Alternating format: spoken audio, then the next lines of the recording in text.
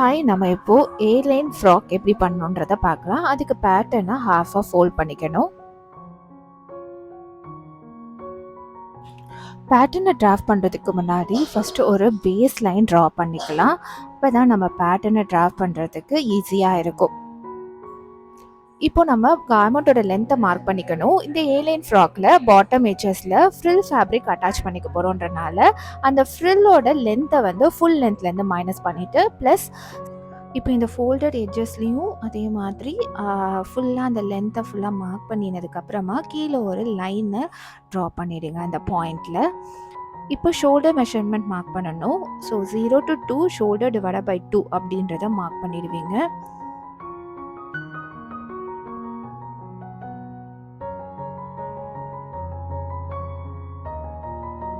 இப்போ 2லேருந்து 3க்கு ஷோல்டர் டிவைட் பை 2 ப்ளஸ் 0.25 அப்படின்றத மார்க் பண்ணிக்கணும். இதே மாதிரி ஃபோல்டட் சைடு, அதாவது 0 to 4லேயும் இதே மெஷர்மெண்ட்டை அப்படியே மார்க் பண்ணிக்கோங்க. இப்போது பாயிண்ட் ஸ்ட்ரைட்டாக இருக்கா அப்படின்றதுக்காக ஷோல்டர் டிவைட் பை 2வை 4லேருந்து 3க்கு மார்க் பண்ணிவிட்டு லைனை ட்ரா பண்ணிக்கலாம். இப்போ செஸ்ட் மெஷர்மெண்ட் மார்க் பண்ணுறதுக்கு 4 to 5ல செஸ்ட் டிவைட் பை 4 ப்ளஸ் ஈஸ் 1/2 inch ப்ளஸ் சீம் அலவன்ஸ் 1.5ன்றதை மார்க் பண்ணிக்கோங்க. அதுக்கப்புறம் பாயிண்ட் ஸ்ட்ரைட்டாக இருக்கான்றதுக்காக ஷோல்டர் டிவைட் பை 2 ப்ளஸ் 1/2 inchன்றது மேலே அந்த பேஸ் லைன்லேருந்து செக் பண்ணிவிட்டு நீங்கள் செஸ்ட் லைனை ட்ரா பண்ணிக்கலாம். இப்போ 4 to 5 மெஷர்மெண்ட் மார்க் பண்ணியிருக்கோம் இல்லையா, இதே மெஷர்மெண்ட்டை பாட்டம் லைன்லேயும் மார்க் பண்ணிக்கணும். இது 1 to 6க்கு அதே மார்க்கிங் மார்க் பண்ணிவிட்டு இப்போ 6லேருந்து 7க்கு ஃப்ளேரோட அலவன்ஸ் ப்ளஸ் 1 inch சீம் அலவன்ஸ்ன்றதை மார்க் பண்ணிக்கணும்.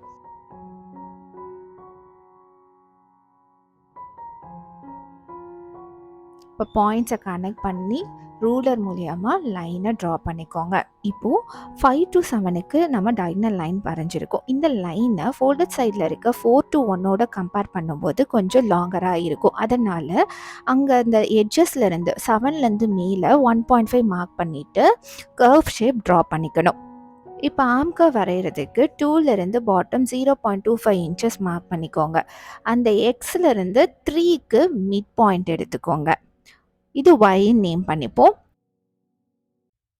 இப்போ 5லேருந்து இன்சைட் 1.5 சீம் அலவன்ஸ் மார்க் பண்ணிப்பீங்க. இது இசட்ன்னு நேம் பண்ணிக்கலாம். ஸோ ஒய்லேருந்து ஜட்க்கு ஃப்ரெஞ்ச் கர்வ் யூஸ் பண்ணி ஆர்ம் கர்வ் ட்ரா பண்ணிக்கணும். இப்போ ஆர்ம் கர்வ் வரைகிறதுக்கு ஒய்லேருந்து ஸ்டார்ட் பண்ணி இசட்குள்ளார கர்வ் வர மாதிரி நம்ம வந்து பிளேஸ் பண்ணி மார்க் பண்ணிக்கணும். இப்போ நெக் ஷேப் வரைகிறதுக்கு நெக் ஓப்பன் மார்க் பண்ணிக்கணும். ஸோ 0லேருந்து இன்சைட் செஸ்ட் டிவைட் பை 12ன்றதை மார்க் பண்ணிப்பீங்க. 0 to 9 and 8 to 10க்கு back neck plus seam allowance 0.25 inches mark பண்ணிவிட்டு திரும்பியும் செஸ்ட் டிவைட் பை 12, அதாவது நெக் ஓப்பனையும் மார்க் பண்ணிக்கணும். இப்போ இந்த நெக் ஓப்பன் மெஷர்மெண்ட்டு 9 to 10க்கு மார்க் பண்ணிவிட்டோம். இதுக்கப்புறம் பாயிண்ட்ஸை கனெக்ட் பண்ணிவிட்டு லைன் ட்ரா பண்ணிக்கணும். இப்போ ஃப்ரண்ட் நெக் மார்க் பண்ணிக்கிறதுக்கு 0 to 11, 8 to 12 அதுக்கு front neck plus seam allowance 0.25 inches mark பண்ணிப்பீங்க. அதுக்கப்புறமா இப்போ 11 to 12க்கு செஸ்ட் டிவைட் பை 12யும் மார்க் பண்ணிவிட்டு பாக்ஸ் ட்ரா பண்ணிக்கோங்க.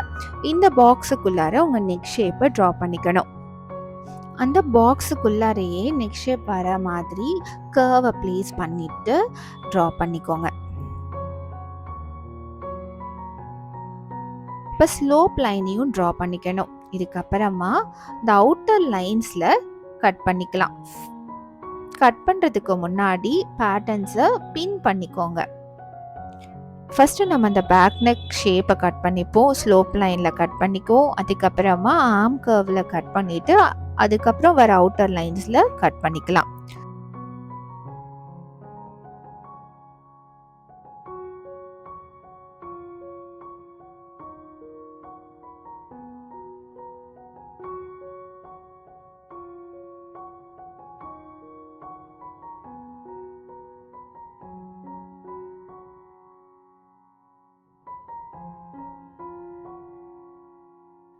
இப்போது நம்ம பேக் நெக் ஷேப்பை வச்சு நம்ம அவுட்டர் லைன்ஸில் கட் பண்ணிட்டோம். இப்போ ஃப்ரண்ட்டோட பேட்டர்னும் நமக்கு தேவைப்படுன்றனால ஃபஸ்ட்டு பேட்டர்னை ஸ்ப்ளிட் பண்ணிக்கலாம். ஸ்ப்ளிட் பண்ணும்போது உங்களுக்கு 2 பீசஸ் வரும்.